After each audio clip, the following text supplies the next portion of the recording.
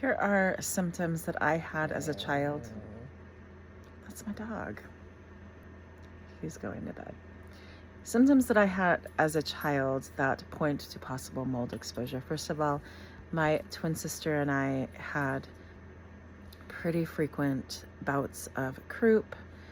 I have so many memories of my mom rushing us into the bathroom, turning the water on full blast, the highest heat that it could go, sitting us on the toilet lid? We weren't in the shower, just to clear our lungs out. I myself had adenoids and my adenoids removed and tubes put in my ears at age 4.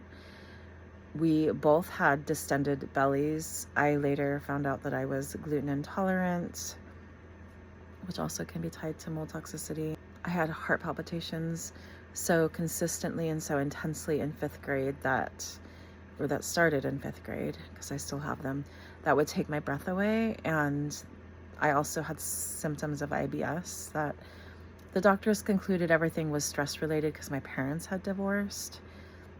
I honestly was happy about it just because there was less fighting. It didn't ring true for me, and still doesn't, especially now that I notice those symptoms pick up again when I have a mold exposure. My anxiety was so intense at age 14, I was put on medication.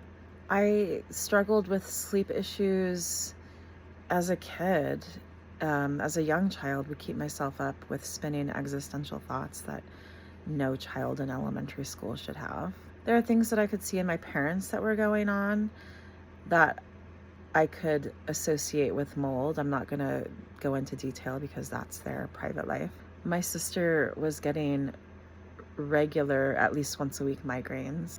We did live in a house with a creek right behind it, basically in the backyard, and it would flood. Sometimes I don't know how high it came up, but I know enough about crawl spaces, foundations, and groundwater to know better.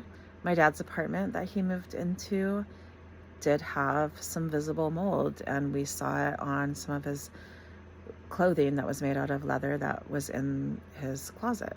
My sister and I did experience extensive trauma as children, and there are studies that show a correlation between trauma and chronic illness because it strips down your immune system and your nervous system. So we're just more susceptible. I believe I have had layered exposures to mold over the years. My toxin bucket overfloweth, but I'm getting better and feeling so much better. And you can too, in health.